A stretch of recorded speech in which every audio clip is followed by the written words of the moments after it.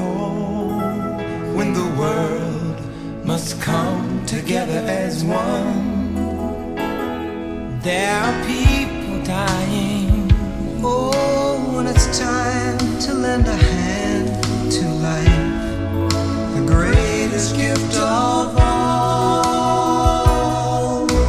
We can't go on pretending day by day that someone somewhere will soon make up. It's the common reality of the human experience, and that's why I'm so honored to be emceeing this occasion, and I'm so honored to welcome each of you here today so that we can do this thing together. All right, what one horse can do, 2 tons, when you put 2 horses together, they pull 22 tons. You know, so the geometric progression is amazing, and it's very, very powerful. What we can do when we come together, we understand each other, and we do the things that we're supposed to do.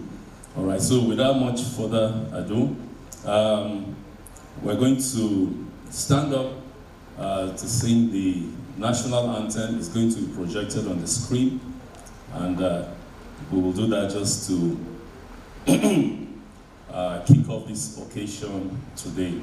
All right, the DJ, are you ready for us?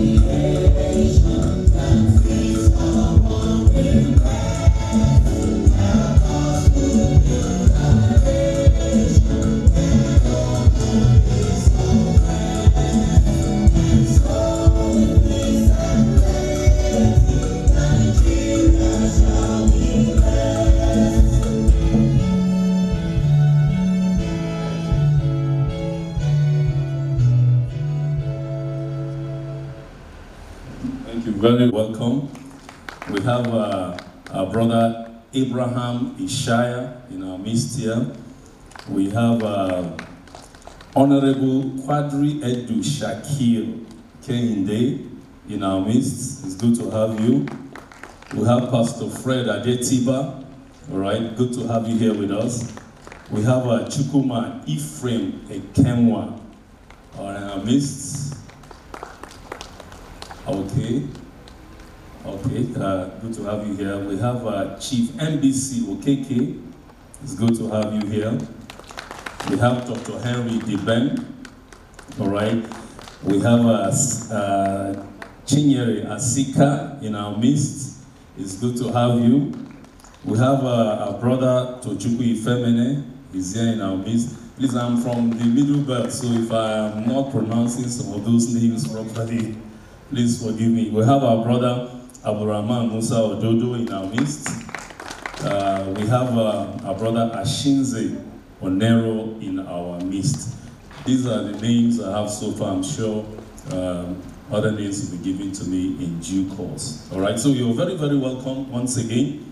And we want to be on time and on schedule with this program, and we will go straight to everything we need to do. The first thing on our agenda today, after our national anthem, is the welcome address, and we have Mr.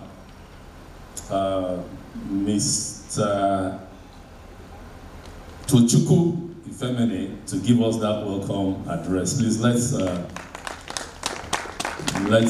put hands together for him, and he comes to give us this opening address. Please keep clapping for him until he gets here. Don't be tired. Thank you, Tochukwu. It's good to have you here. Good morning, everybody. I was told we are not reading anything. We have a book reviewer. So it's an address that will not be reading said by speech. So, but before we start, in the spirit of the movement that Mr. Chris represents, the New Nigeria movement, it will be cold for us to come to here and we are not touching one another. So for us to say welcome first, I would appreciate if you stand up, give a hug, give a handshake. How are you? Look into the eyes, connect with the person, feel warm for the next 2 minutes, then we'll come back. Thank you very much. All right.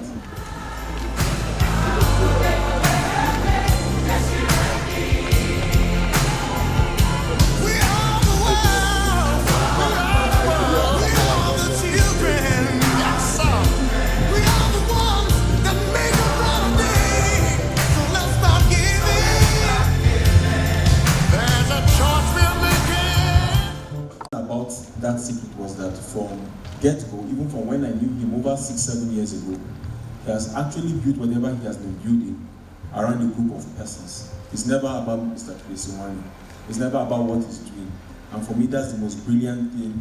The message that parted that book is all about. The secret of the global harmony for Africa.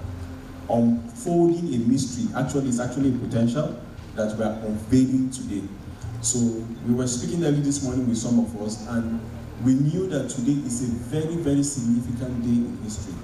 The 3rd day of December 2024, in this particular place of Merit Hall in Abuja, in Nigeria, and that every one of you who came here this morning to grace this occasion never actually came here by coincidence. And so we are very grateful for your coming. You are very grateful once again. I can say, please clap for yourself. So you will stay with us as we go through, especially when we are making the book review. We are hoping that after we finish in the true spirit of the New Nigeria movement, that you will take that book also, you will propagate the message, whether it's online, whether it's a group of persons. It's actually a narrative. And if you understand what is happening in the world right now, even the very concept of democracy is now a narrative. You see what is happening in the United States of America, you see what is happening in the Sahel, you see what is happening in China, you see what is happening in India, you see the kind of uprisings. I mean, someone said nation will rise against nation, means that the underdogs will start coming out to also begin to compete to have their own space. You see what is happening about BRICS. The summary of all these things happening is that narratives are being shaped. And if there's anything about statehood and state creation, is that no state is formed automatically. It's actually a making, it's a crafting. How do we relate with ourselves? What values will bind us together? What vision will drive us together? And for me, if you read this book, and everybody should read this book before Sunday, if you can, you'll discover that this narrative we are shaping is one of the most clearest narratives I've seen about Africa. You know, even nations, even here in Nigeria, like tribes, the Benin tribes and everything, they shape their nationhood or their sense of identity by the sense of history they have.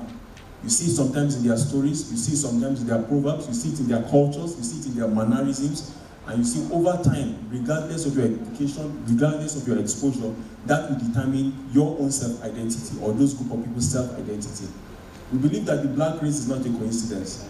We believe that the black race and Nigeria, that happens to one of the biggest black race in the world, not just here in Africa, actually has a narrative. And it's not a coincidence that in this particular nation, you have states in Nigeria that have up to 42 languages. You have a whole nation that is trying to become one. It's not going to be like that if there's not an intentional means of crafting it to become one. And the story of global harmony, if you look at the book, and I'm happy that we have a very good book review in the person of Dr. Tibem. Thank you so much. I know he's going to do a very good work in reviewing it. When I read the book and I read the story inside of it, instantly I knew that we've gotten something that is going to solve Africa's problem. And thank God that we have a lot of polymaths among us. We have people who are disrupt persons among us who will take the message of those books, of that book, publish it abroad, propagate it abroad, make every African. I'm happy that we are seeing youth couples here, our younger ones in the nursery and secondary school. Let them understand narratives from that message, which only has one anchor, is the anchor of unity. on how people came together to do certain things, they became united in purpose, and they had a very good egalitarian society. So this morning, once again, we say welcome, thank you for coming. Know that it's not a coincidence. I feel like this date is recorded in history, in the annals of the world. There's a record that is taken for everybody that is here. Make sure you get a good experience from this and go out and also spread the message. Once again, thank you for coming. You know, when the reactions we've had when we tell people about global harmony is one of sheer unbelief. It can never happen. This is impossible. You know, but the truth is this, is that, allow me, forgive me for this expression I'm going to use now. Whoever created humanity is only one being. Right? So all of us come from only one place. No matter your tribe, your religion, your skin color, your class in life, we all come from only one place. And the other thing we need to recognize is this. You know, one of the most powerful analogies that supports the issue of global harmony is your human body, right? Your human body has over 100 different organs. Some of the organs in your body, they are radically different from one another. Your hair is totally different from your nail. Your bones are totally different from your lungs. Your heart is totally different from your skin. I could go on and on and on. You know, different specialists say there are 8 systems that operate in the body. Some say 10, some say 11.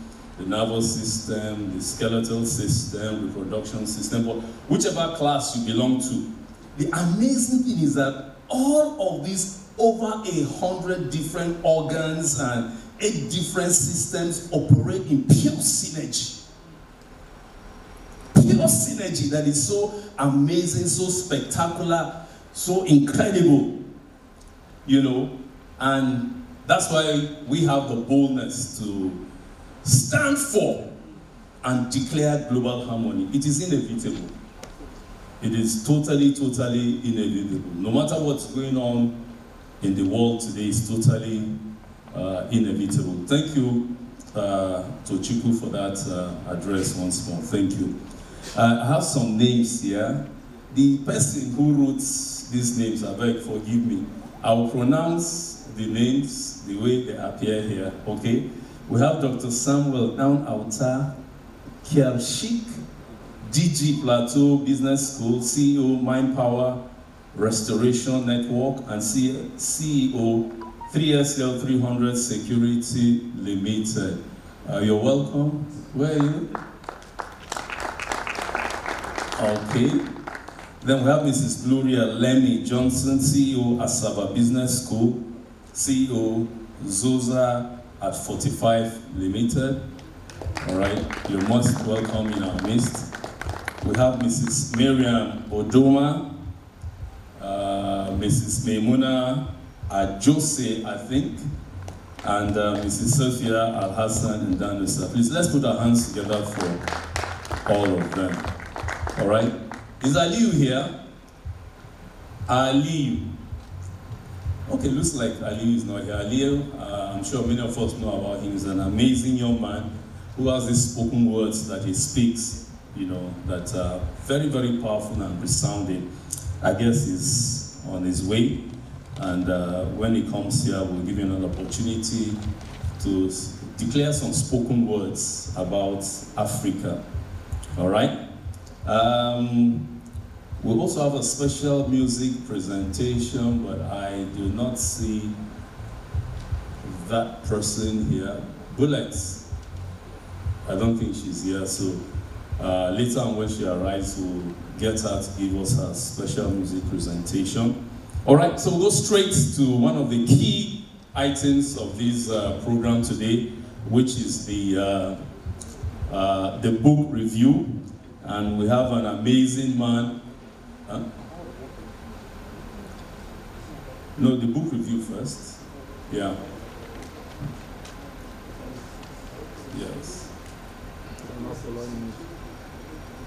The man of the moment that Tochiko was talking about, and his name is the person we are all here to hear about, Pastor Benny Alika, is going to give us the speech about the author. Let's put our hands together for Pastor Benny Alika.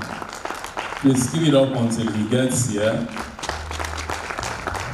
Pastor Benny Alika is an amazing, amazing man of many parts. What he has been doing and continues to do for this nation is totally, totally powerful and unprecedented. And I know that in time to come, we'll see the impact of all the things that he's been doing here. So it's an honor to have you here. Thank you. Thank you so much. Thank you. Dr. Dube, I don't understand why you do what you just did. God has helped me. And he insisted on, I mean, book review by doctor, it was very straightforward. Why did you have to argue that? Good afternoon, or it's still morning, right?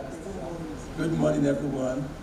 Oh, it's so beautiful to see these uniforms right here. Wow, fantastic. Please, let's clap for these our future leaders. Awesome, awesome, that's great. All protocol duly observed. It's such a great honor to do this, even though it may not necessarily be a very easy task. Okay, this is a moment you wish that somebody else could just take your position. Having to speak about someone like Chris, honestly, shouldn't be very difficult because there's so much to say. However, there's always this challenge of being under pressure to want to say all the nice things about someone in an occasion like this. For someone like me, I'm also very mindful of how not to exaggerate as much as possible because I understand the consequences. The first thing about having to speak, the difficulty about having to speak about someone is that the Bible said something very interesting. It said, "Thou shalt not bear false witnesses."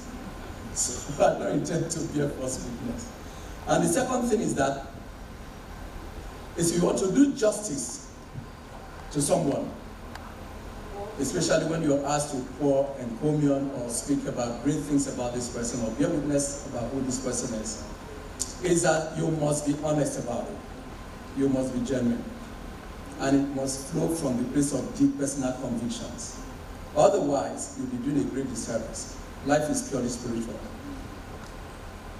So it's a responsibility, so to say.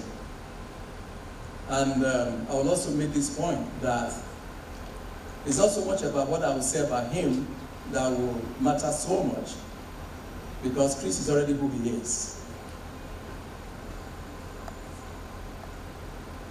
He's already who he is. I'm not going to look for something to say about him, I can tell you that. And I'm not going to begin to reel out how many achievements, things that he has achieved and things that he has not achieved. I'm going to speak about the person. Somehow, I have this belief that life is more about a person, about being than about doing. People can do a whole lot of things, and yet, if you lift up the veil, there are no correlations. But before I speak about him, let me say something from where my brother Tochiko, God bless you, my brother, that was a very great one, all right, and for that address. That was about 2004.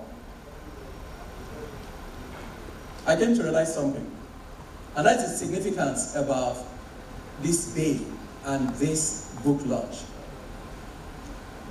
I came to understand something very significant that's happening upon the face of the earth, and that has to do with globalization, the phenomenon of globalization. All of a sudden, we are living in a world where we have been overtaken by the globalists, pushing the agenda of no more boundaries, no more national wars, no more national flag, no more national sovereignty, no more national inheritance, and so on and so forth. And so we're building a world where all of the traditional maps, geopolitical maps of the world is being withdrawn completely. And that has so much implications around it. We're living in a world where there's no more localized problems. Secondly, our governing system is no longer localized. You might think that decisions that are being taken, particularly economically today, are proceeding out of our backyard here. It is not necessarily so. We are faced with a global ideology that is defining our lives wherever we are on the face of the earth on a daily basis, whether you know it or not. The decisions of government, the policies of government, of leaders today, are no longer owned by us. Neither is it emanating as a consequence of our interest, strictly speaking. But there's a presupposition regarding globalization, and that is why I brought up this conversation. It is that we now live in a world where 2, 3, 4 people can actually sit in the comfort of their bedroom or their boardroom and come up with decisions, ideas, solutions that can begin to govern you and I. Like I said, irrespective of wherever we are on the face of the earth. They spoke about narratives, it's about agendas. And that brings me to the second presupposition, that even as a Nigerian in this part of the world, I can rise up with an idea. If I'm courageous enough, I can come up with a dream, a vision, a solution that can begin to have direct impact in the life of an average young man in Bangladesh, in Paris, especially in the days of technology. And I think that's the significance of why we're here today, about global harmony, mystery that is key in the Africa's destiny. So we already have an idea. We already have a solution that is made in Africa, that is made in Nigeria, that is made by one of our own as a solution to the global harmony. And then again, let me repeat why this is so significant. We are building a global world that is driven by multiculturalism, diversities, immigration. Yet, there is no single common values that define our common sense of shared destiny. So what are we building? A future that is already doomed for chaos and crisis. And that is how significant this book is about. To give us a roadmap as to how we can begin to organize ourselves in such a way that we can guarantee a secure future for ourselves and our future generation. All right, I met Chris I'm not very good with time and dates, but I think roughly around 2004. And he came to our office somewhere here in Wuse, and we had a conversation. And after a few hours, and he stood up resolutely, and he said to me, having listened to all you have shared the last few hours, he said, I'm so persuaded that this is the future. And I've decided to embrace this truth because I know in the future men will look for this. And by then, I would have run very far. Today, it is prophecy fulfilled. Now,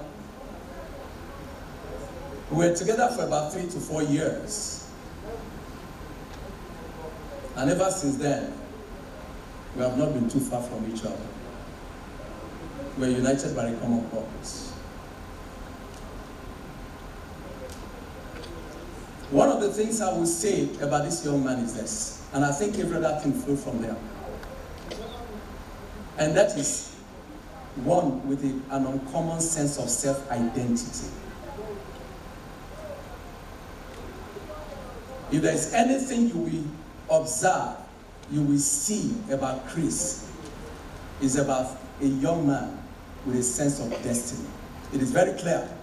He's an unusual kind of person.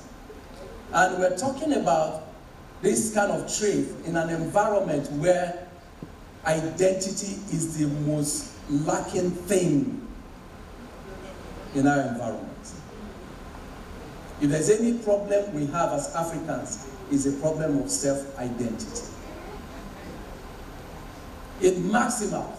And what that projects immediately around him is this: somebody with a sense of originality, sense of uniqueness. He's not afraid to be different or distinct. He's a person who is singular. You don't look for Chris in a crowd. His words will naturally mark him out straight away. Now, identity is so critical. I want us to know this. I'm not just coming here to speak glowing words about just an individual. No. I'm being deliberate with what I'm doing. Because the whole idea of eulogizing someone or bringing out great traits of someone is that these are traits that are worthy of what? Emulation. So I'm not just speaking about someone. I'm also making a statement.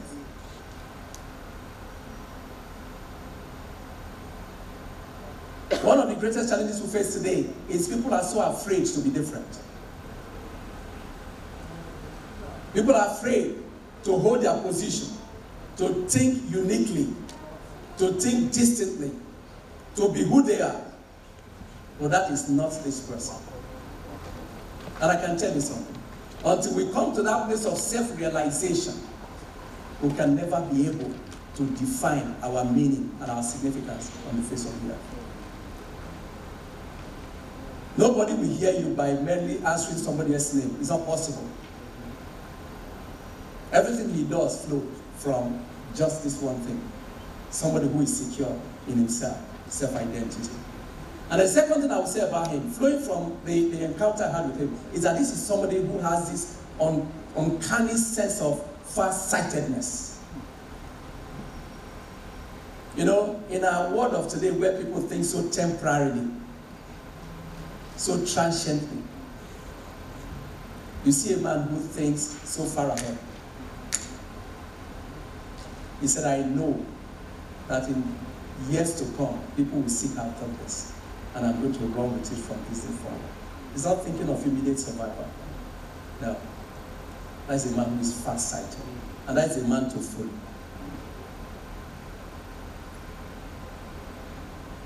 Now, third thing again I will say about this young man is, flowing from the same thing again, is a pioneering skill. Being able to pioneer something new. Now look at the sheer audacity, global harmony, mystery hidden in Africa's destiny. That comes out of original thought. And it comes from a place of substance of character that proceeds from a man of destiny. He's not talking about 5 ways to make more money. He's not talking about 7 formulas to, or 7 keys to something. I'm not saying there's something wrong with that. But there's something about the people of original thinking, depth of philosophy and convictions. Men who could see far and could see near and can bring both together. Life is not superficial. I know this also brings me to something very profound about Chris, a person of purpose. You see, there's something about having purpose. Anybody can have or come up with a purpose, but it's a different thing to personify purpose. It's just like vision. We can all have visions, but it's not always very common to see visionary people who have the capacity to be insightful, who have capacity to see into the past and then see into the future, and able to organize their thoughts around it and produce something of great substance. And Chris embodies this. And then let me say one more thing, or maybe two more things. This young man loves God. This is a lover of God. And there's a difference between being a lover of God and being religious. And this is what is also very uncommon about Chris. Ability to love God so distantly, have a personal relationship with God, being able to hear God, and so convincingly that you are ready to let go of every other thing. That is not religion. And you see, in that ability, there's something that comes out of it. And that is the ability to relate spiritual things to natural things. To relate spiritual resource or values, godly values, with your culture. And then be able to come up with resources towards targeted problems. Codify them. And then you can actually see that this was made in heaven's solution. It's not ordinary. Not ordinary. And this is something I recommend for all of us. Let's try to distill between religion and spirituality and godliness. We can't have a nation of too many religious people and yet there's no godliness. Doesn't make sense. It's not helping us. And this is what he exemplifies. It doesn't go about with the talk, I'm a Christian, I'm this, I'm that. No. But you can actually see a projection of a godless person. And finally, humility. You can see a young man, in spite of all of the endowment, see a person who personifies humility. And you can see it, if there's anything that is so profound about him is this simplicity and contentment. And so he's able to abase. You can't lead great thoughts without these traits. You can't. Because pride will not allow you to even be a learner to start with. And it takes a whole level of contentment to die to things of the present in order to live for the things of the future. It carries all of this with it. And that is the originality that comes with identity. That's why let's begin to emphasize this thing about being. There's so much activities.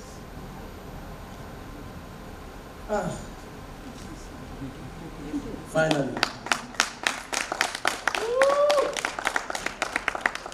brethren,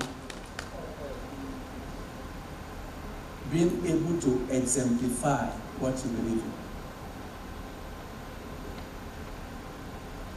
Being able. And it takes a lot of contentment to do that. To exemplify, or to be the exemplification, the personification of those ideals, of those values, of those noble things that you project and you want people to see, or you want people to become. The whole idea of the new Nigeria is possible. Began with him. I can say that I bear witness to that. Today it's everywhere. But the truth is that the new Nigeria is possible was a concept that proceeded from this one. Talking about originality again. And being important. I see a young man who personifies the future, who is a sign and a symbol of a new dawn of extraordinary possibilities. Possibilities of a new Nigeria, possibilities of global harmony. It takes one to personify it, to create it. Because you cannot create what you do not have. So that is our hope for the future. That is the hope of the new Nigeria. That is the hope of the global harmony. That we have someone who personifies. And what that means is that he will be a father of these things and we birth them into reality. So that is the hope that we have. Gentlemen and ladies, I have a prayer for him. And please let me quickly say this. I will borrow 1 minute of your time.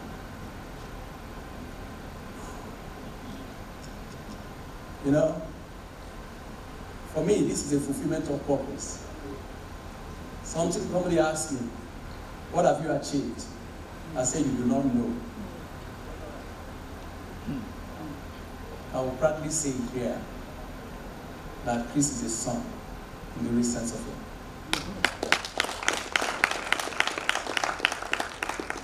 This is a prayer for you, and it's coming out of an experience. I went to Benin a few years ago, and I met a friend of mine who was my classmate. He has been commissioner twice in that state. He has held several positions of public office, and we got talking. And he knows what I do. And he said to me, Benny, please forget this thing. There is no new Nigeria. Nigeria is never going to change. It's not going to happen. He was very, very conclusive about it. And his political associates were there, and he was arrogant about it. And he kept speaking. Nigeria will not change. Nothing is going to happen. I said, let me tell you, I've made up my mind. Even if Nigeria is going to change, it's not going to happen in my own time anyway, so why would I bother myself? I've made up my mind that once the time comes, I'm old enough, I've made enough money, I'll just go for one of the islands and get my island nations, buy a house, and live there, and die there. I've told my family, even if I die, they have no reason to bring me back. I'm okay dying there and being buried there. And I listened to this young man. Brilliant guy. When he was done, and I said to him, identity is very critical.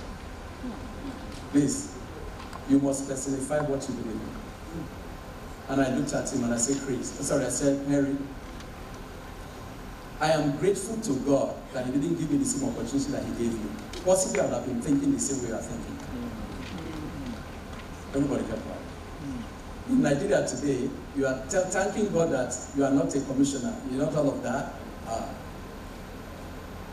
I said, because if I had those same opportunities, I could just as well have been thinking the same way you are thinking. I said, no. So you know what?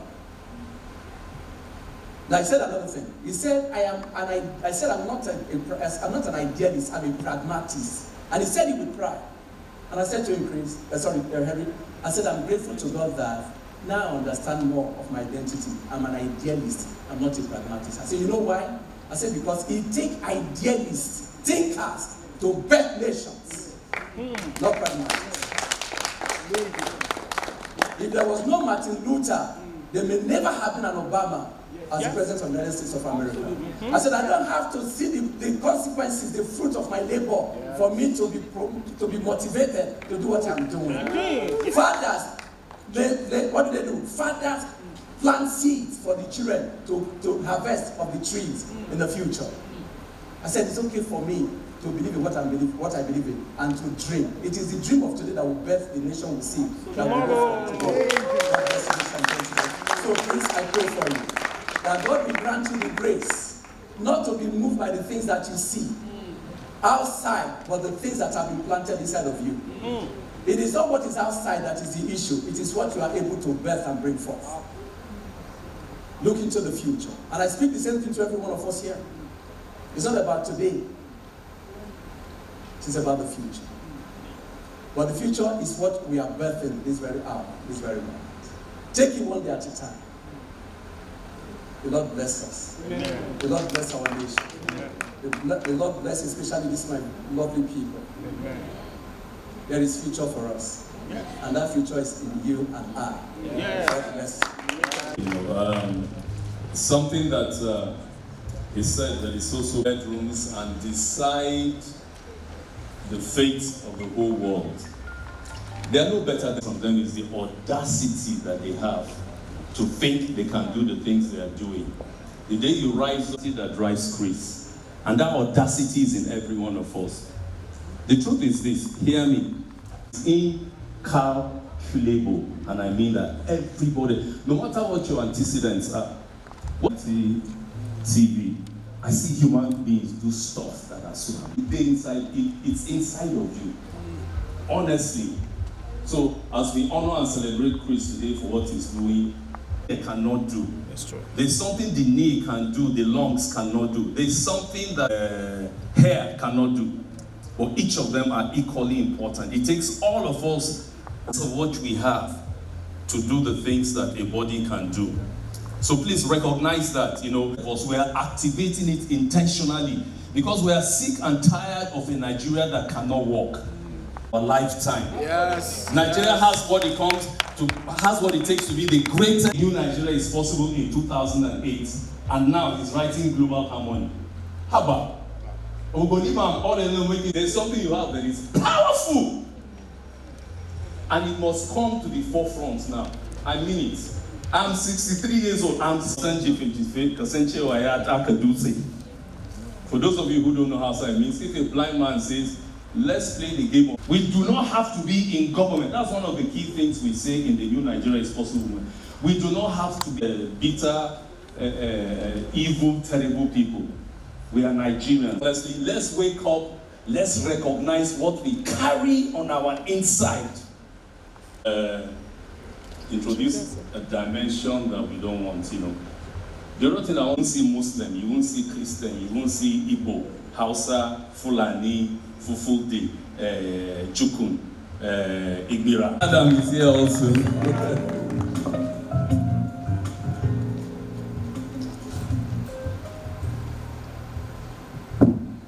Okay. Interesting. Okay, thank you so much.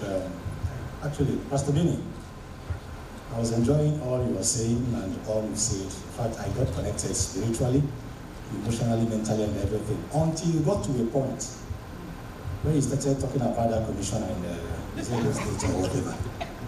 I was not feeling happy when you could say Henry and you looked at me. I was saying, was he mistaken? Or, the second time, you call Chris and you say, no, Henry, you look at me again. Pastor, were you referring to me? Hey! Okay, thank you so much, everyone. I greet you, I especially welcome you for coming to this August occasion. Thank you. You know what it means? A time like this, a day like this in a week, you should be very busy somewhere doing something you consider very important.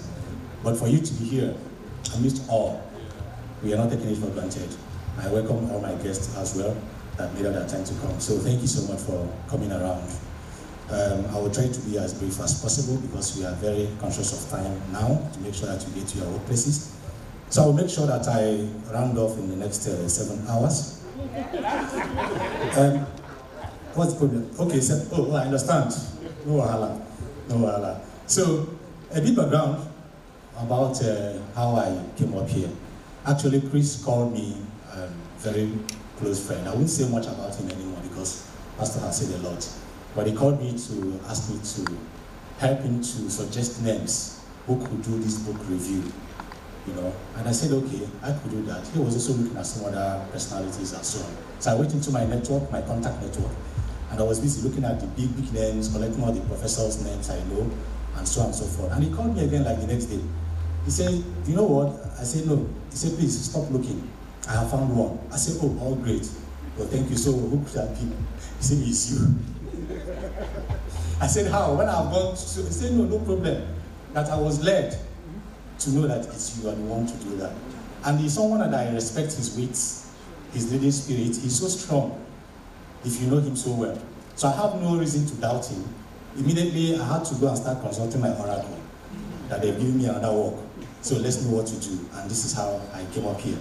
So generally, I came from a scientific background. I'm very used to reviewing papers, research papers, projects of students from the scientific backgrounds, looking at statistics and data, precisely from the health sciences. Okay, I'm a public health practitioner by profession.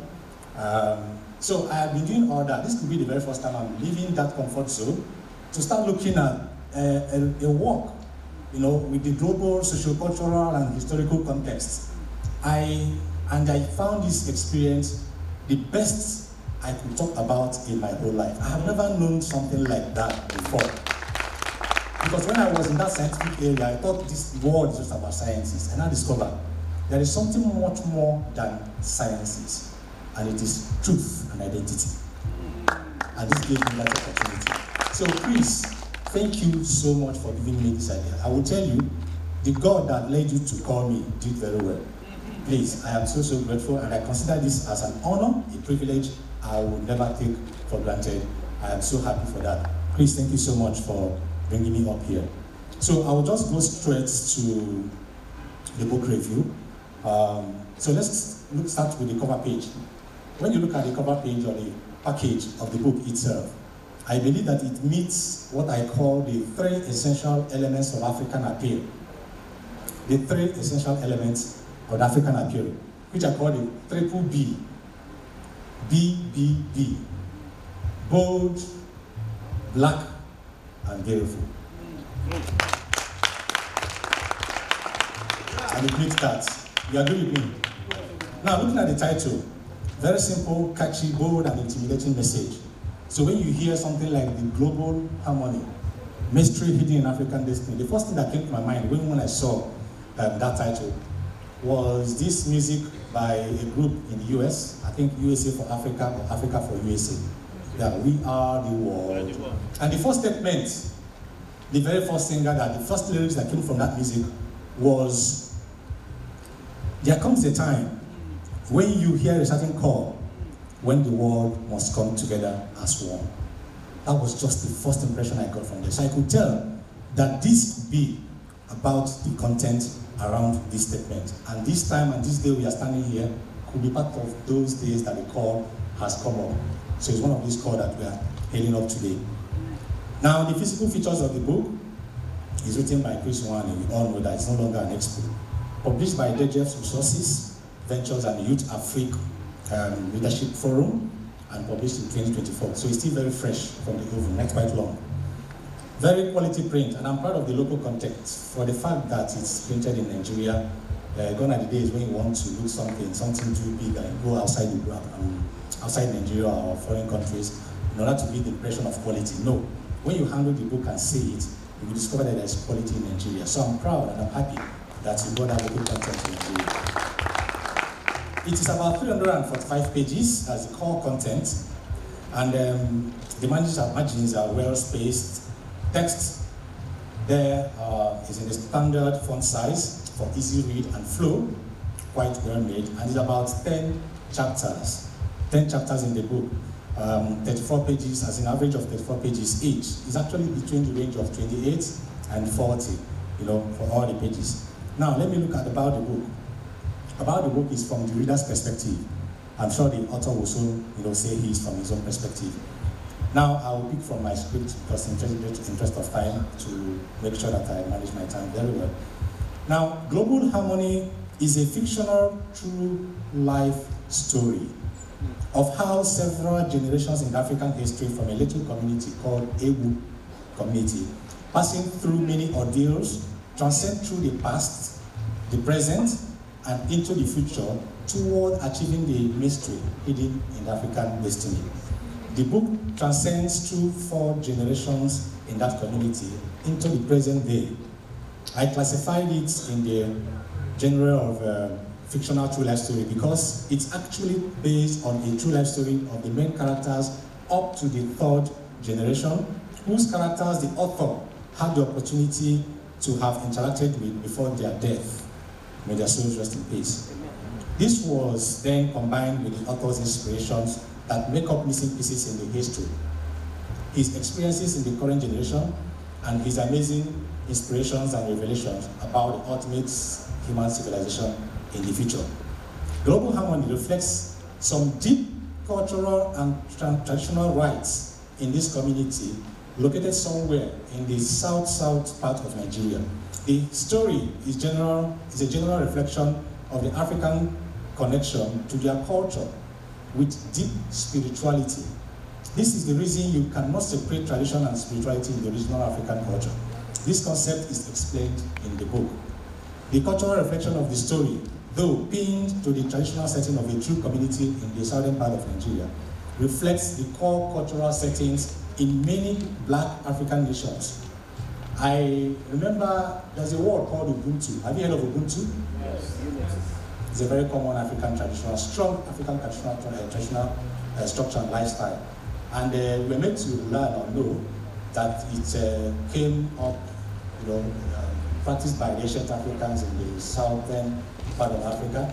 I think Zulu people are so on, like so and so forth. But again, when I've read a couple of other historical books about Africa and reading this, I now discovered that actually that Ubuntu philosophy is practiced all over in the ancient African history, in many other communities, not just within the Zulu community or in Southern Africa, because you will find that Zulu principle very, very clear in this book, because now it's a true life of what happened, and you can see how that small community, emanated and evolved. So, however, the beauty of this culture is not without the natural existence of the evil elements that is only purposed to destroy goodness and to do humanity. So we also find evil and the struggle of goodness against evil. The book reveals some deep spirituality that can only be taught using the African contextual tradition without ignoring the meanings other religions bring into play. In fact, it harmonizes all religions. This component of the book is among the most brilliant features of the story.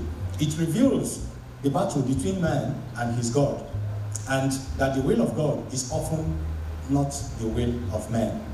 It also reveals how and why Africans believe so much in their good ancestors as their gods or mediators who are representative of the voice and will of the Almighty God.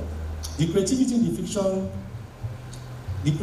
fictions that will find the true story behind the book is amazing. It is among the significant strengths of the book. Now, let's look at the literary design. This is just on the general perspective now. The literary design, which we can also refer to as the literature design or the writing style, it is designed in a simple literary language that makes it suitable for all ages, children and adults alike, and all categories of learning who could read and comprehend basic English language. This book is designed to enlighten any child or adult who does not have any understanding or idea of the history of his or her African heritage to an exciting, unforgettable, proud journey of their history to the present and into the future that we should all look forward to. The titles of the chapters summarize the key lessons in each of the chapter. The author's creative use and application of African proverbs was befitting of a book of this nature.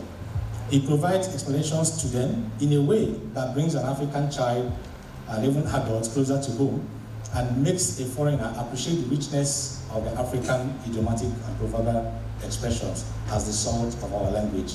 The author's careful and respectful choice of words reflects his deliberate attempt to encourage a global audience from the different ages, religions, race, and socio-cultural backgrounds from this book. This is very commendable. The true life story behind the inspiration of the book is a tense and emotional one that will keep you glued to the book.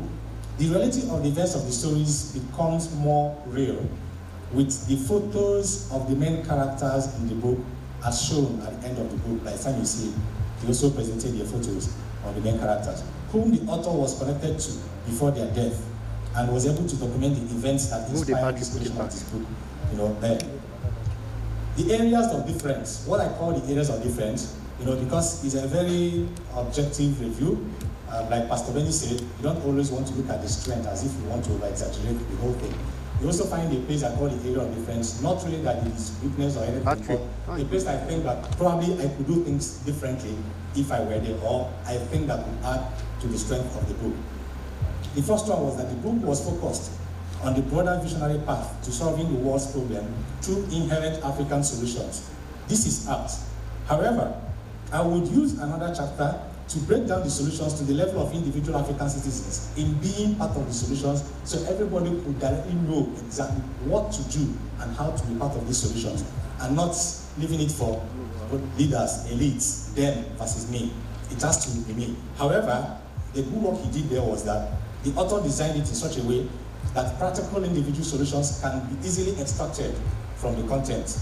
Again, I will use chapter I will use chapter themes that reflect the chronological stages and phases of the story, to depict the time, the series, the way, he aligned it. But the author preferred using themes that summarize the lessons in the respective chapters. Probably that is his own style, to make sure that the message and the lesson of each chapter, was very clear. Now, I'll pick just brief review of brief chapters. There are 10 chapters, but just a few chapters that I'll pick there before rounding up. Now, chapter 1. Chapter 1 presents the history of the little community, the Ebu community, from the earliest generation to the third generation, that locates a special orphan child in the history of a chosen family, where the story was based on, in that Ebu community. If you are not captivated by the style and finesse from the first chapter, you may drop the book, I promise you. The chapter is very educating and presents an excellent model of revealing the identity of an African child in a way that helps him or her find his or her position in the history of the community and be very willing to proudly sustain the pride and values of this history line. You will be so engrossed and may hold back your emotions. The story puts you into the story, the story puts you into the story itself, and if you were born in Africa anytime earlier than the 80s, you will find your place in the book and proudly connect with the reality expressed in the chapter. It sets the tone and background of the history of what was to be unleashed, beginning in the setting and setup of the Ebu community, which produced the main characters of the third generation.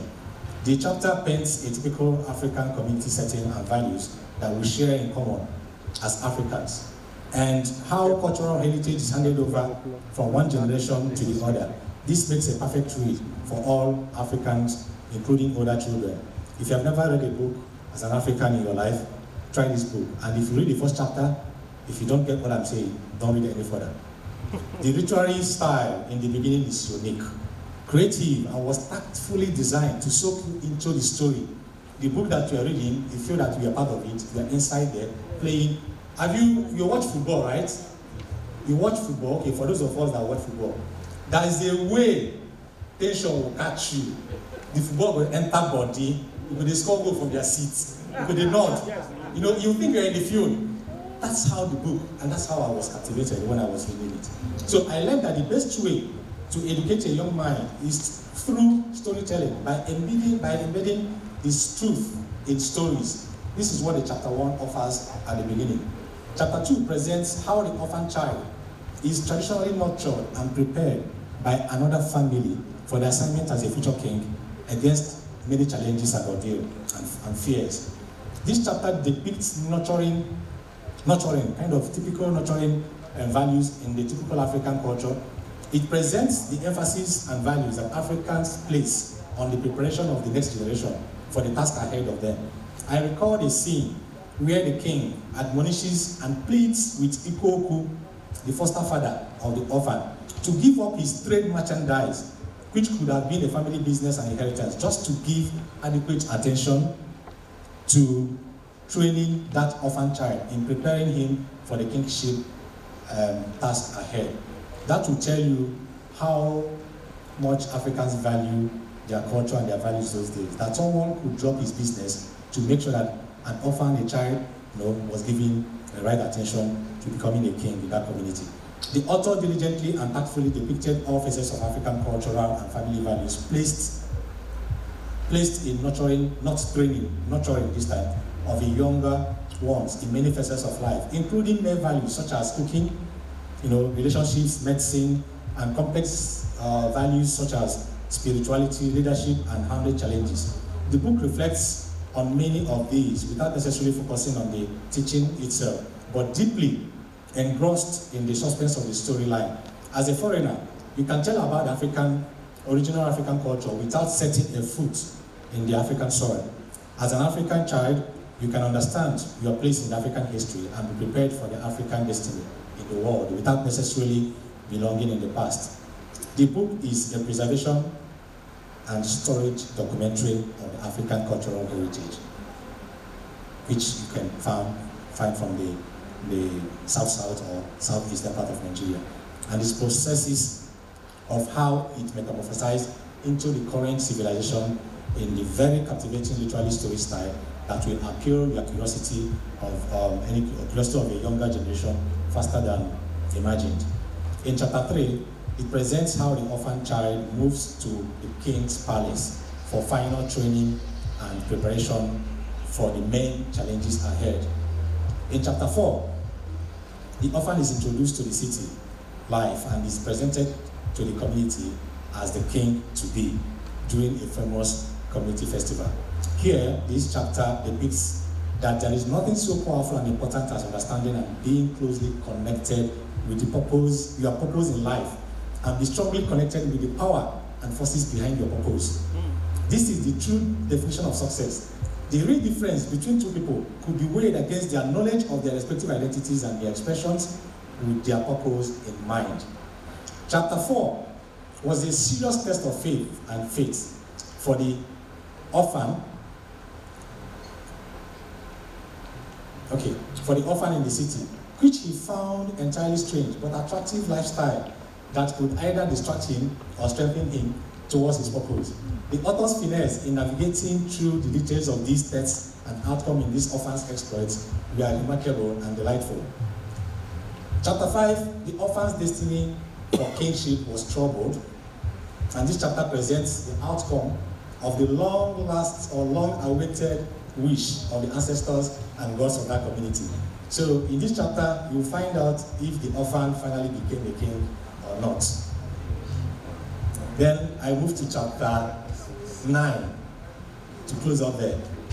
So chapter 9 and 10 actually. So chapter 9 presents the African solution to global harmony and the future of the world. This is when it starts coming out clearly, connecting with the stories and the generations.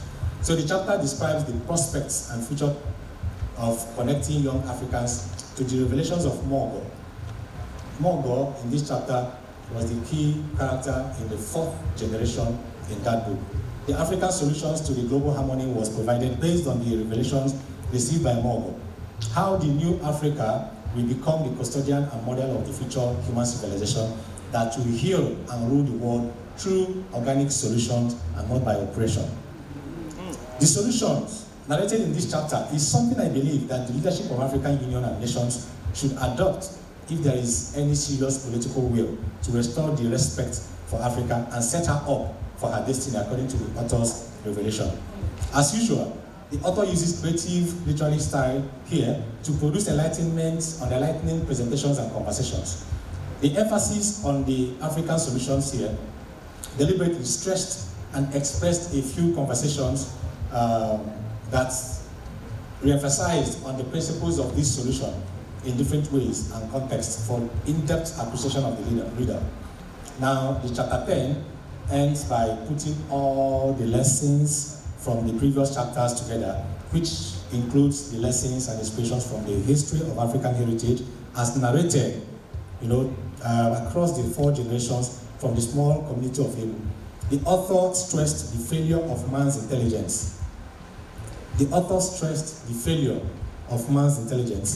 To solve the current and looming problems threatening humanity and the world's peace. However, he clearly emphasized on the ultimate solution, which is already naturally planted in every man, but hidden as mystery in the African heritage. This is a revelation that the book, The Global Harmony, unveils to the world. It is a book that every man and woman need to have in their library, if not for now, for tomorrow, if not for you, for your children and next generations. It serves as a storage bank and reminder of the African generation of their true identity, heritage, purpose, so that they can always fit into their original pursuit of same purpose hidden in their destiny and not be confused by the other societies or purpose of other societies, which are meant to actually complement each other and not to fight one another. It has a very short appendix at the end of that book. And now, I'll be running off by telling you, what I call the 7 main sensational elements that will frame you in that book. The first one is the captivating true life story of the African heritage as reflected in that small community of Ebu, depicted from the southeast, south-south in the origin of Nigeria. The second one is the literary brilliance of connecting 4 generations of the African community to appreciate the trend and historical manifestation of the heritage across these generations. The third one, the creative finesse in connecting the past, the present, and the future in this literary work. What it means is that if you belong to the last 4 generations, the present, and in the future, you will be excited to find yourself somewhere in that book. For those who were born in the current generations, they will find their roots in their past and how they got to where they are today. The author's brilliance analysis of the historical practices and its connections to the present clearly demonstrates how we as Africans, and when we as Africans disconnected from our path and headed for the wrong direction. Many of us may believe that you have an idea of this, but the literary detail in the book using the Ebu community as a case study will help appreciate you, or will help you appreciate your journey much better. The fifth one, the inspired revelations that uncover the mystery in African destiny, which could serve as a source of true education for the young black race, is found here. This will help reconnect our younger generations back to their source of energy, hence to their divine destiny, which is the hope for salvation of the world. The sixth one, the global harmony is a unique literary piece of art in words, with a rare combination of nature, culture, true life story, fiction, religion, leadership, politics, prophecy, and ultimate solution to the core global problems. The book reveals how Africa will become the ultimate solution to the world's fundamental problems. Now, 2 main lessons that I picked from this book, you can have yours, but from the perspective of the reader. 2 main lessons I picked here were that the backbone of this book was actually based on what I call political government and religion or spirituality. These are 2 main backbone. The book reveals, coming with the government or leadership, the book reveals that the problem with the government in the world may not be the government system practice. It reveals that the problem in the world may not be the type of government practice, but the connectedness of the person in power with the superior God. So what this is trying to say is that even if you have a military rule system, monarchical system, democracy, whatever government, autocratic, whatever you call it, if you have someone who is connected and understands the value of humanity in power, the people will enjoy, the people will be happy. That is one huge lesson. Then if you get the best of government system, call it democracy, and carry on whoever, put them, whatever it is, the people will still suffer because of lack of that connection. That's one big lesson. And this lesson connects to the second one that says that religion, definition of religion I got from that book, is that religion is actually spirituality polluted by men's ideology about God.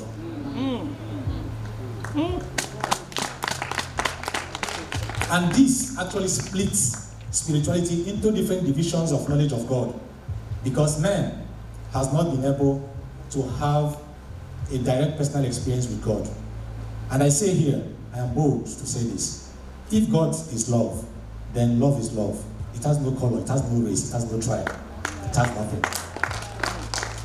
So the author in this book, in his story, Revelations, spectacularly articulates how these understandings reveals the mystery in Africa's destiny that will solve the problem of the world in the near future. Then my final recommendations, which is my last session, my own recommendations based on my findings in this book.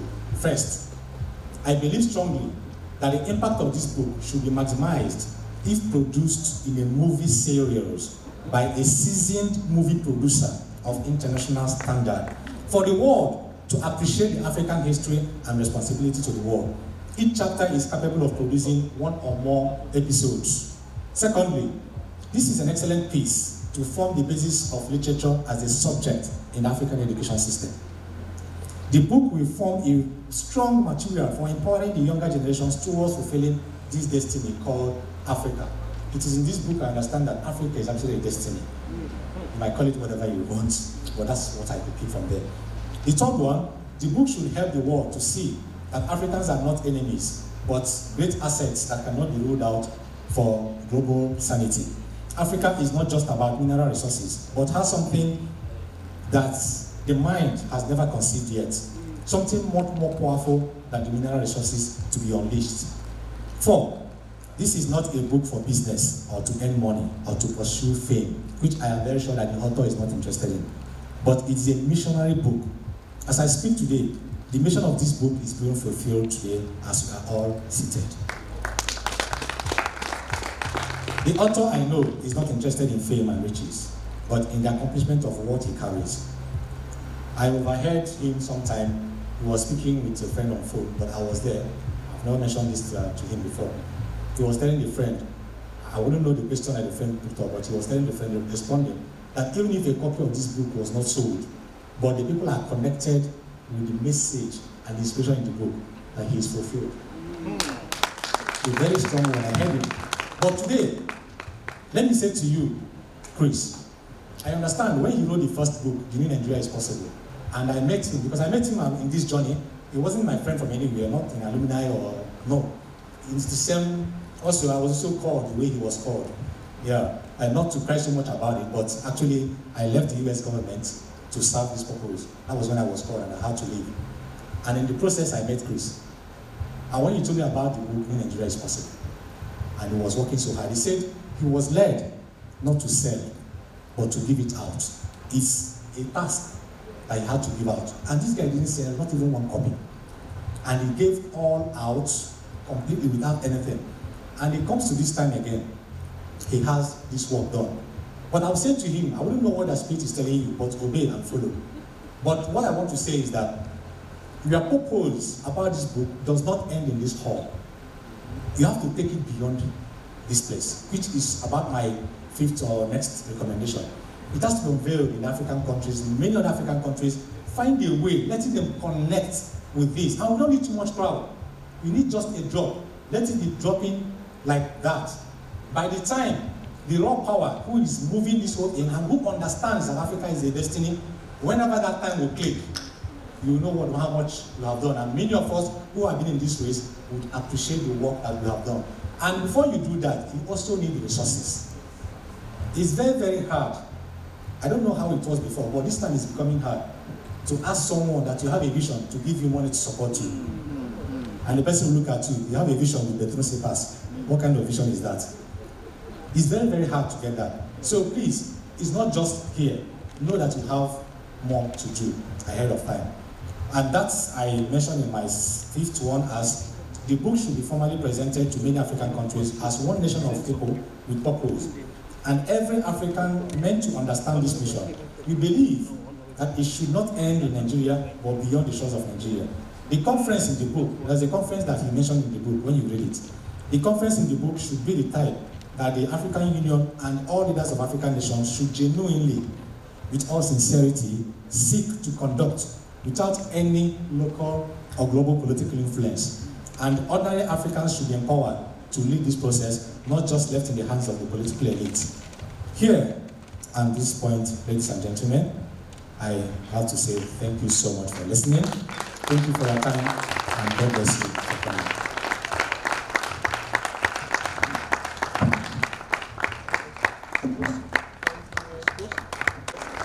I think you did something very, very special and powerful. You actually spoke very, very well about the book. Thank you. All right. You know, something that Dr. Dibem said that is so critical is the fact that this book captures true spirituality the way it is. I'll give you a warning and a disclaimer. If you're a religious person, I'll give you 2 disclaimers. If you're a religious person, from the start of this book, you won't like it, because it offends every sense of religiosity that you have. I've read this book 3-4 times. I did the proofreading for this book. I know what I'm talking about. The second one is that if you have something to do, don't start reading this book. the moment you start reading it, you cannot do anything else. That's how engaging, that's how absorbing it is. Chris himself will agree, it's a pure work of inspiration. You know, it just starts casually, a story about a village people, the way, and I know what I'm talking about. The very best book I've ever read in my life. You know, and I really appreciate Chris for giving himself, allowing God to use CRISPS we have in the world today. The Jewish, Arab, each other, a world where there's global harmony. It's possible. Because all things already exist. Picasso said something, you can never imagine or think of something. If I blow a dog whistle here, everybody will not hear the sound. Humans tell you to capture those realities. Global harmony is a reality there is no discrimination, there is no segregation, no bigotry. If you're so involved in what you believe in, this one will. We want to see a world where we all live together peacefully. The lion and the lamb. With my long cap, you know, have someone special I want to bring. This is done justice to this book. Like, I've not read it all. I've spoken with Chris about it, but hearing you dissect it, it's already sitting in my brain and saying you have to do something about it. So well done and kudos. Please, let's put our hands together once again. I walked into the room and I saw some beautiful people at the corner to the left. And I want to say, Copper Sean! Yes. Ajuwaya now. My people, my people. All right, thank you very much. Copper Sean! Well done. It's interesting to see a group of young people serving the nation gallantly gathered here to be part of this history. Because, like it or not, this is like, you know, handing the baton. You guys are going to, if you open your mind to this, take it up and digest it. It's going to help you even as a human being and as a person and as a countryman to Nigeria. And I hope that all of us will find the opportunity to read the book and get the message. It talks about, it gives us the history, it gives us present day realities. It speaks clearly to vision for the future. And I mean, there are mysteries behind this book. And then we'll look at the intrigues that come with it. And you know what they say, intrigue drives interest. So I'm sure all of us are already looking forward to, you know, listen to this. And then there is the preservation of the African cultural heritage. We say it and we hear people say it, we are losing our culture. Things are, you know, we're gradually going up a lot, but I know I'm doing that for a purpose. At this point, I'm going to be inviting the man of the moment, the author himself, to do justice to the, if you look at your program, we are now at the 9th item, which is about the author, about the book by the author. So ladies and gentlemen, can we give a standing ovation as we bring to the podium the man of the moment, the man himself, Mr. Chris Nwani. He is the new Nigerian man. Please let us, jam our hands together. The loudest applause is what we should be hearing now. Put our hands together for the man of the moment. He's done well, hasn't he? We appreciate you. You're welcome, sir. Thank you.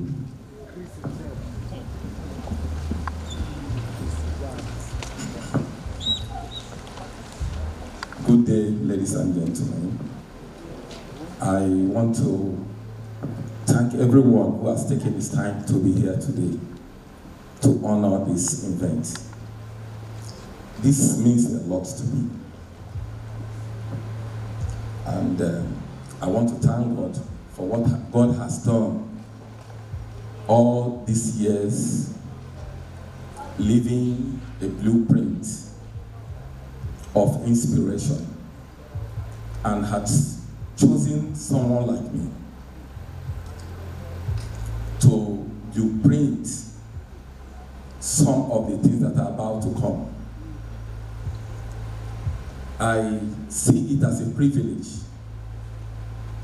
and I pray that God will give me what it takes to continue on this job.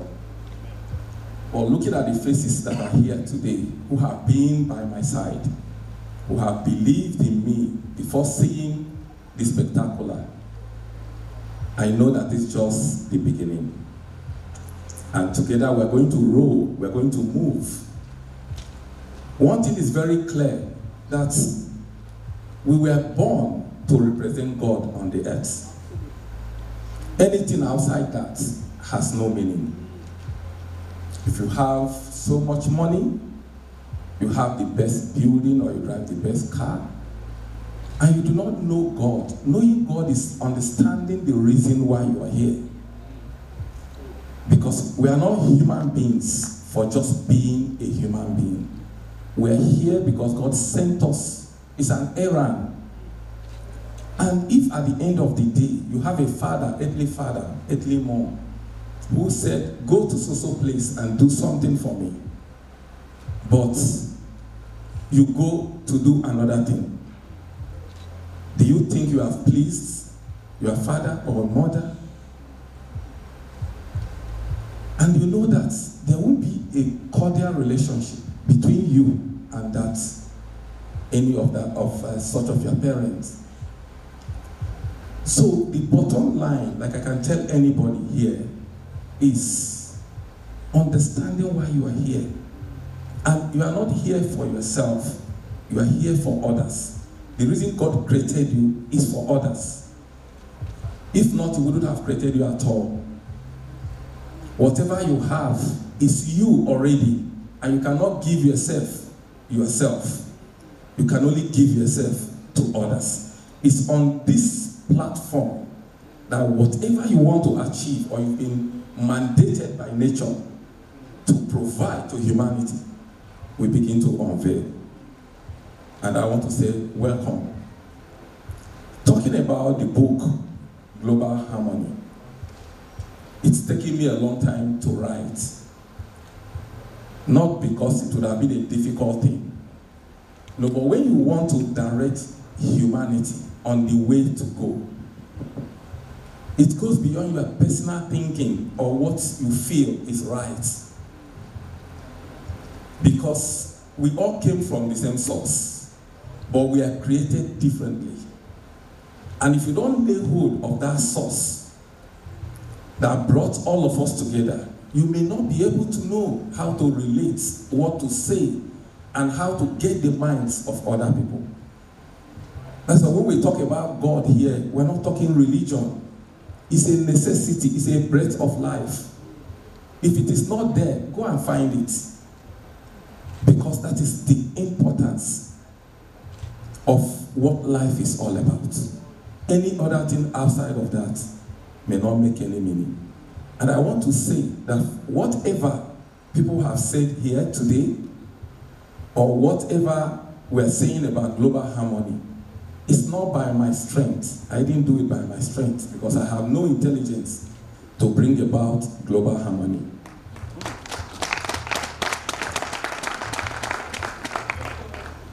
But I know I was born here to do something for humanity.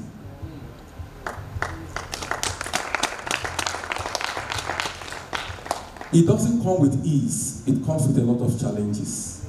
Because people will fight you. The world will fight you.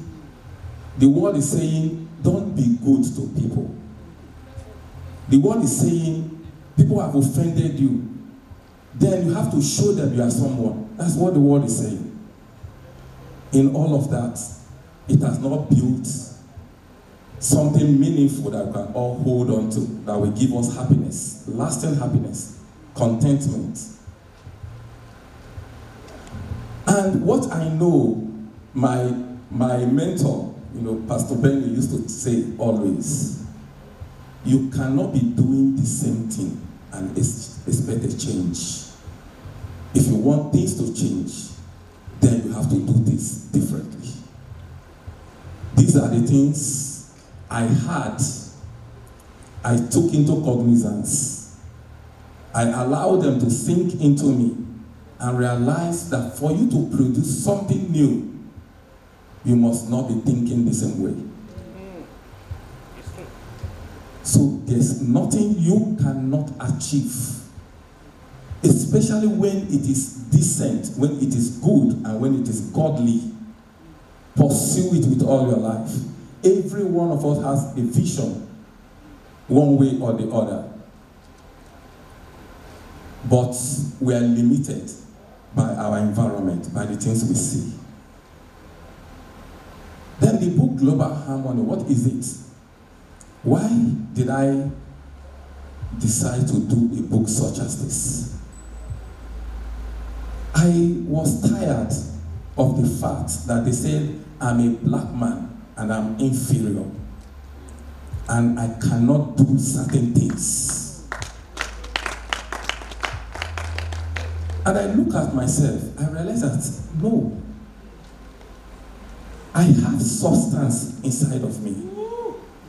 I cannot be regulated by my colors, either by my deficiencies, either the fact that I'm not intelligent today. If I pursue intelligence, tomorrow I will get it if I don't have it today. So whatever has been our limitation is what we have not done for ourselves. Nobody has changed us. I hear a lot of people talk about, thank you. I hear a lot of people talk about enslavement, that the black men, people were enslaved. And I asked, who showed the white man the road to enslave us?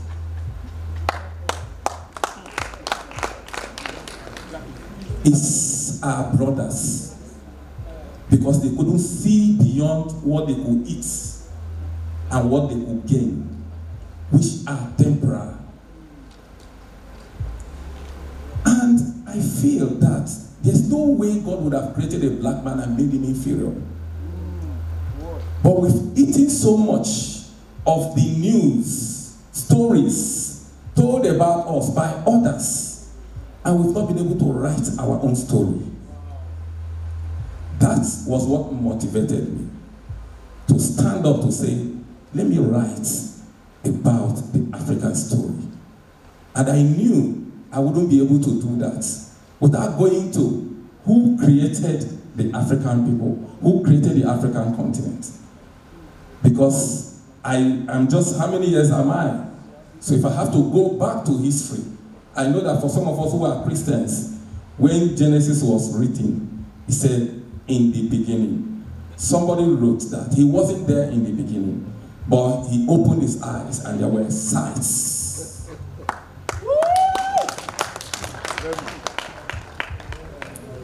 So today, a new thing is about to be born. The world is waiting to see what is new. The intelligence we have seen today, both in Europe, America, anywhere in the world, are human-based. And that is why there are so many limitations around it. For us to take it to a higher level is that we must go back to the Creator on our own terms. I'm not saying you should be a Christian or a Muslim. Take the courage to look up to somebody you know that created you. We all know, we said that we are created by God and that God is our Father. We cannot be afraid of our Father. We cannot be afraid to ask questions. We should be able to love our Father, look at our Father, and ask questions for direction. And when that starts happening in your life, I can tell you, the mystery ends, the crisis ends. Because therein, when the world was created, everything that has been created around the world is good enough to provide man with all that he needs.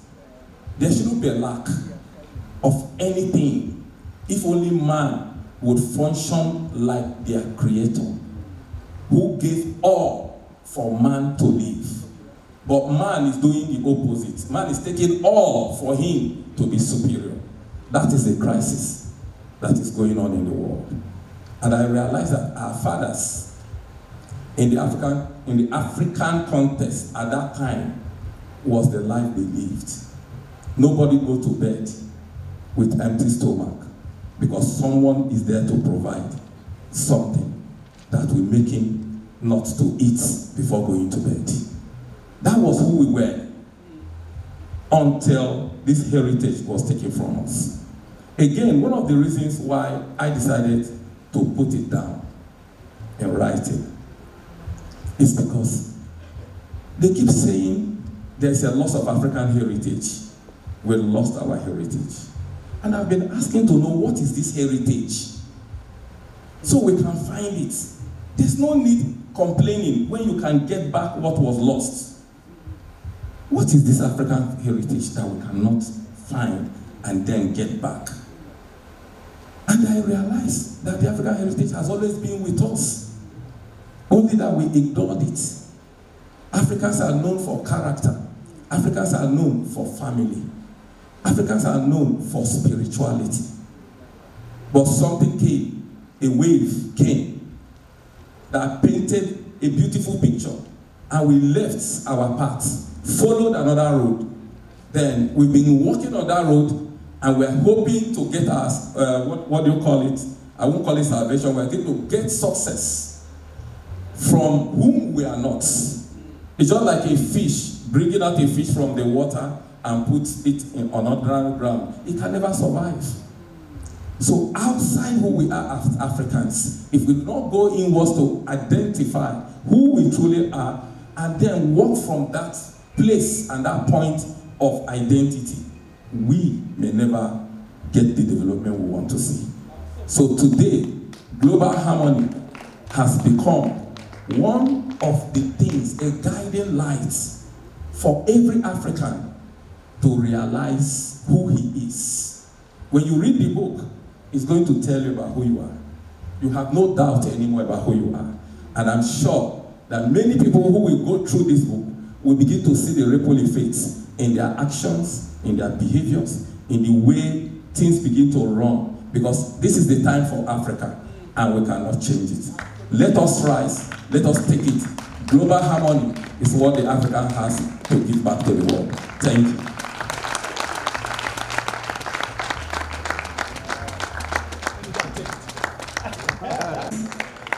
Takes the handshakes. Thank you very much. We appreciate you for the great work you have done. All right. Something very funny just happened to me as I the next item on the program. If you're looking at your program right now, we are going to be unveiling the Global Harmony book. And at this moment, ladies and gentlemen, a lot has been said, a lot have been, said about the book. It is now time for us to see this book that we are talking about. Are we ready? Are we sure we are ready? Ladies and gentlemen, to do us this honors is no other person than Mr. Abraham Ishaya, a fine pastor. Forgive me, pastor. So yes, Pastor Abraham Ishaya will be doing us the honors of unveiling this amazing book, A Global Harmony.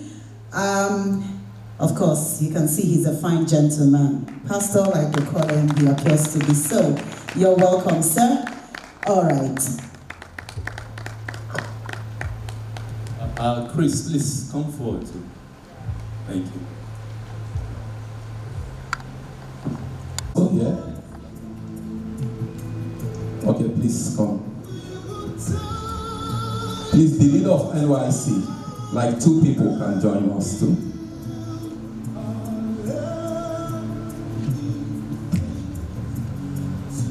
Brosondo, please. Okay. Please, I may not be able to see everyone, but just know you are with us. So let's do this. Thank you. Please, shall we all rise?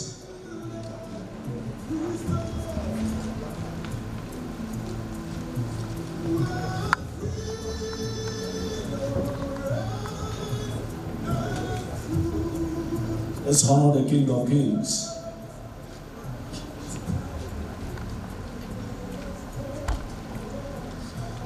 We give you all the glory. We give you honor. We give you all the glory. We give you honor. We give you all the glory. We give you honor. We give you all the glory. Receive honor. Receive all the glory. Receive honor. Dear Heavenly Father, King of kings and the Lord of lords, the God of all flesh, the Father of all spirit and life, the only true and wise God, he that is and was and is to come. On all thanks to you, Father, we give you all the glory and the honor. Be thou exalted and be thou magnified in the name of our Lord Jesus. Father, we gather today to celebrate the unveiling of the book titled Global Harmony. A labor of love and dedication by Chris Nwani, your son. We thank you for the gift of writing and for the opportunity to your son, the author, Mr. Chris Nwani. Bless the hard work of your son. Bless his family. Bless your people, those who read the book. We pray that you bless the Federal Republic of Nigeria. Amen. Bless Africa. Amen. In the name of our Lord Jesus Christ. That through this book, African will recover their true identity. Amen. In the name of our Lord Jesus Christ. Amen. Have your way, Father, as we declare that in the name of God the Father, and of the Son, and of the Holy Spirit, the book is unveiled to the glory of your name. In Jesus' mighty name we pray. Amen. Call on Brother Engineer Sando. Ladies and gentlemen, it is that hour. Yes. We are going to be beholding the beauty.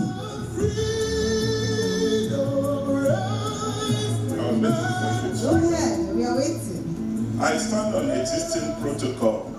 Before I present this book, I have to satisfy my mind to appreciate the family to undertake this absurd, crazy lifestyle. Why am I acknowledging the wife is because you know what it means when you leave your job to come and pursue something that looks crazy. How will you be able to feed your children? I want to thank the wife for being behind him. And then for that particular reason, listening to our brother, Professor Henry, let me call him, I don't know whether you're a professor, but you did a good job. But there's something you say that, Chris, this is a missionary work. This one is not missionary. This one, we will carry money launcher. Do you understand what I'm saying? I met Chris, I think early before he launched the New Nigerian is Possible book, and he said it was for free. And I read that when God gives you a vision, he gives you provision. And that is why we're here today. He didn't go about begging to get this book here. And because he didn't do that, we're not going to just leave him alone. We're going to support him to launch this book. I met somebody that stirred my emotion in Kent, in the UK, during the summer. And he stirred my emotion, and I want to say this. And he was supposed to be a religious man, I thought. He said Nigeria is a joke and it will never work. And whenever I hear that, I feel a tightening in my heart. I feel very angry. Yes. Today, that emotion was stirred when Ben and my brother here when we were speaking. This book is not just a book. It wants to put another seed and then propel it and activate and catalyze that thought, that God-gifted talent in you. You have it. I read that, what do they call it, development or whatever started in Africa. Yes, sir. Civilization started in Africa. Yes, sir. What has become of us?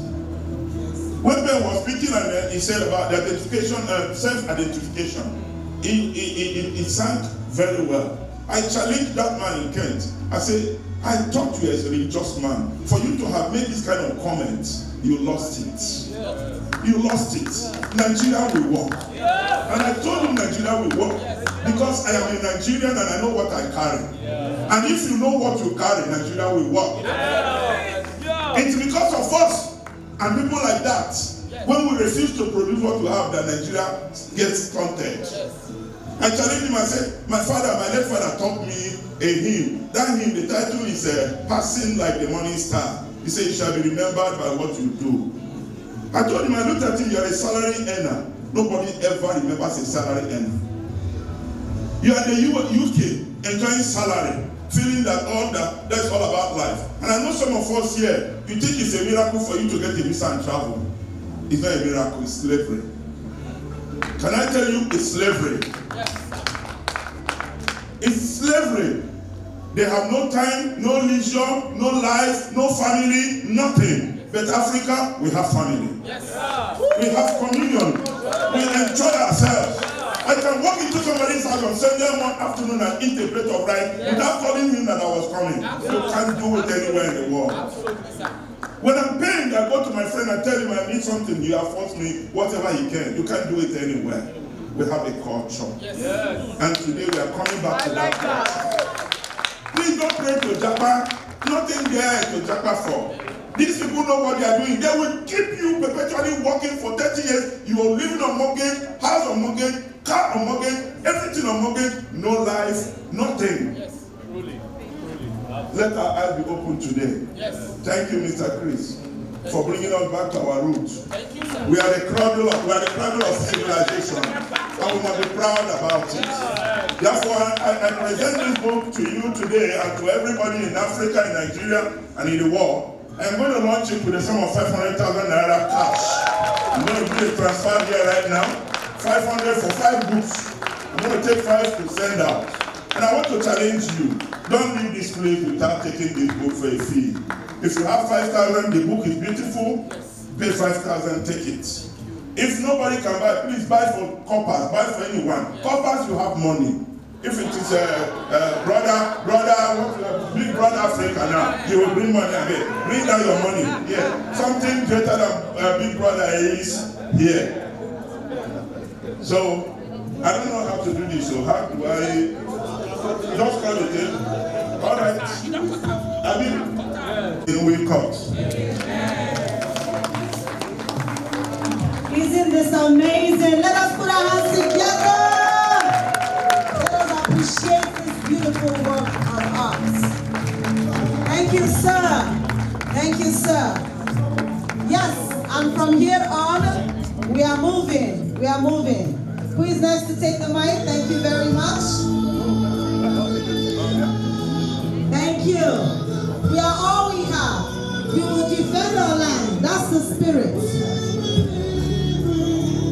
All right, Yes. they will display the account number on the screen. It is a marvelous looking book. It is beautiful. The feel of it, it's a simple but amazing book. Thank you. Per books. Please, can you come down? Hey, hello.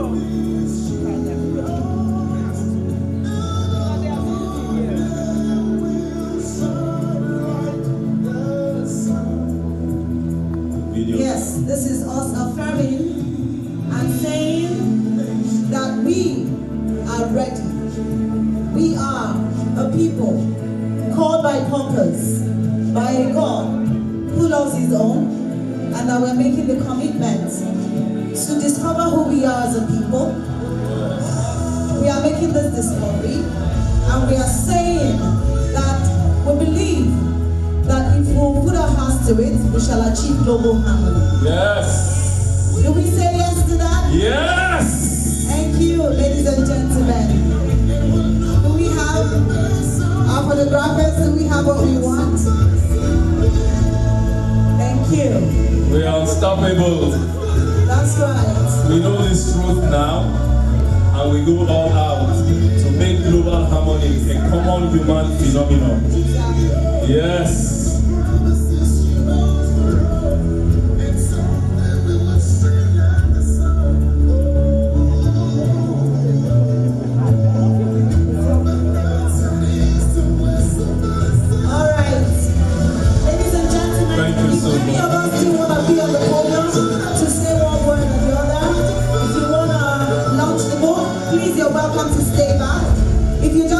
Transfer, please can we have the account details displayed on the screen?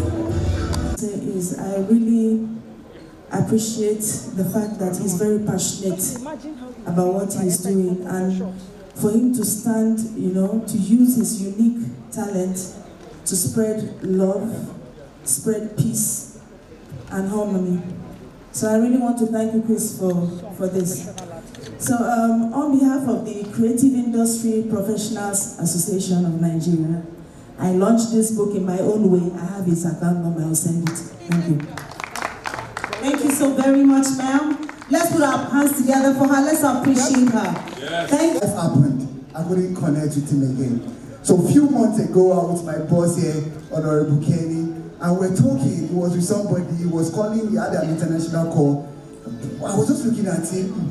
So we got talking, and as he opened his mouth and started talking, I said, this is the man I saw in 2012. Still doing the same thing that he told us. And that time he was talking about certificate, what you have inside of you is what is going to propel the change, not the things that you have learned.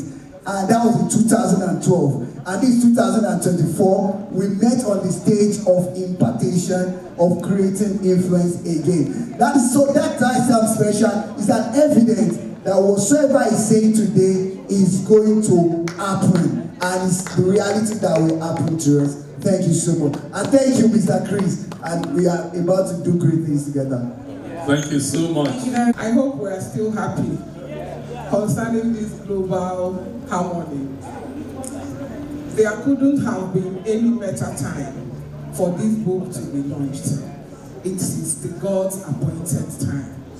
The time that Nigeria is, I don't know how to describe it. Nigeria is running helter-skelter.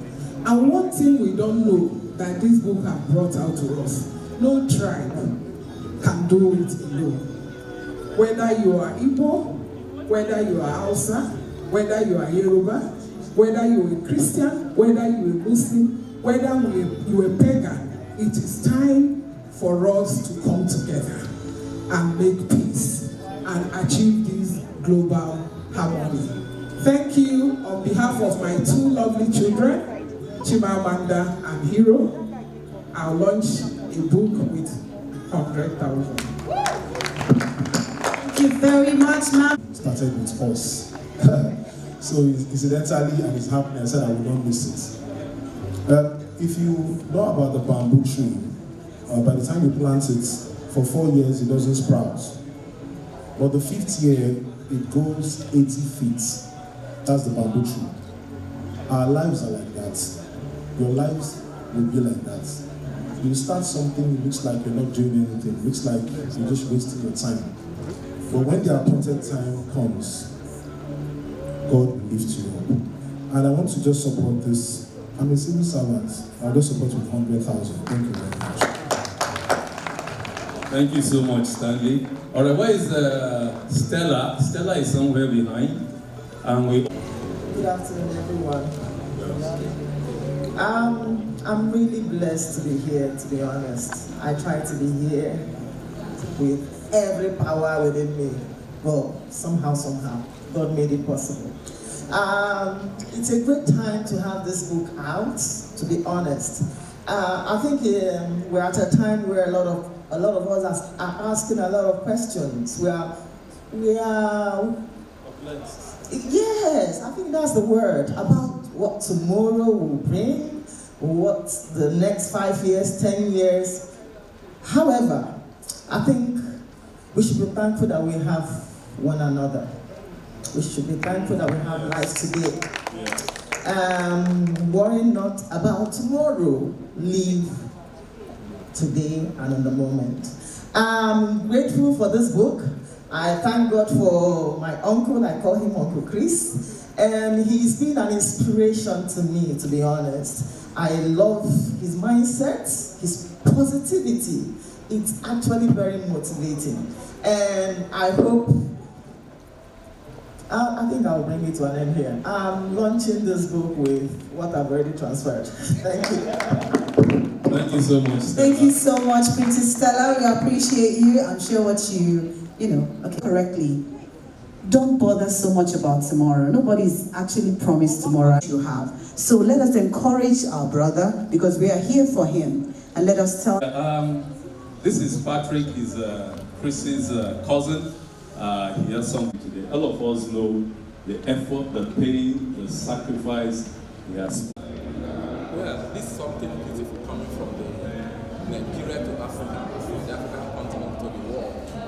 Global harmony is achievable if only humanity can. The only reason why things are not going the way we want it to go, we don't have the knowledge of what we need to do. As soon as we acquire the knowledge, then things begin to go. So knowledge is power. The knowledge that has been put into place by global harmony is enough to build a place of relevance where it can be demonstrated as a true human being. And that is what global harmony is all about. So in a sense, how could we or what is what leaders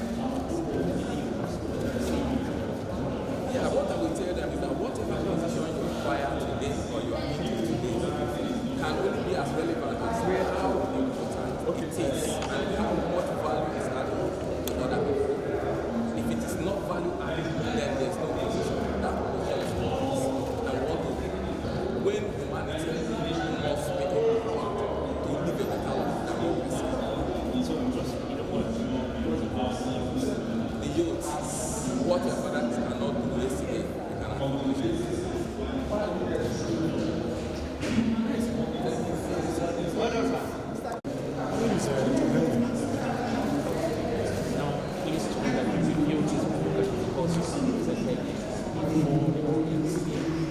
So many people global approach. That's why Nigeria, of course, beyond Nigeria, has to do their what do you think your presenting Okay, from the book, it's just a way of connecting back to the root.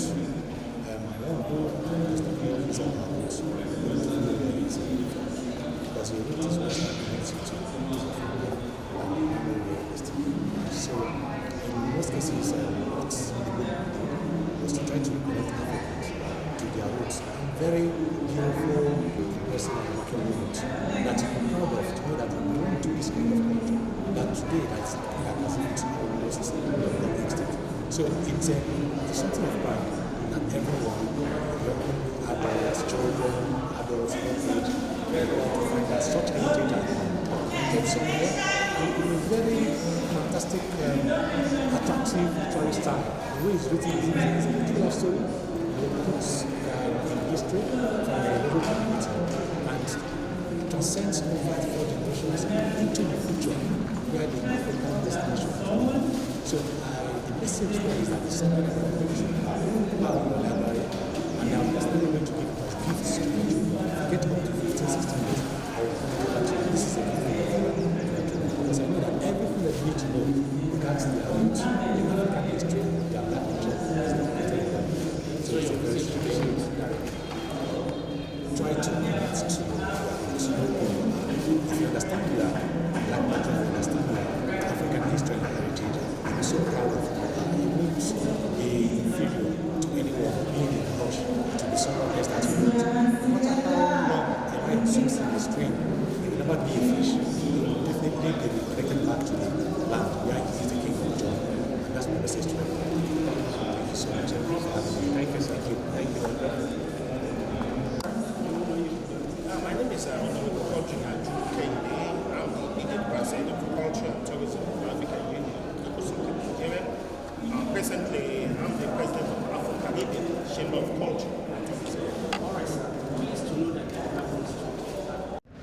Well, I don't want to say we have a lost identity already.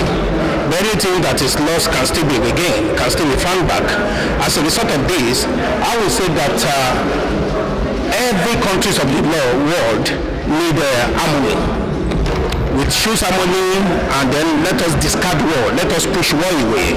When we live, in harmony between each other, I think that it will go a long way in, developing the world. And where we have peace, there'll be development. And that is what the world is yearning for. And it's high time we'll come together, irrespective of our color, irrespective of our language, irrespective of where we evolve from. It's high time we come together as one and work assiduously to make the world we live in better, saner, and beautiful. I think that is what the global harmony is.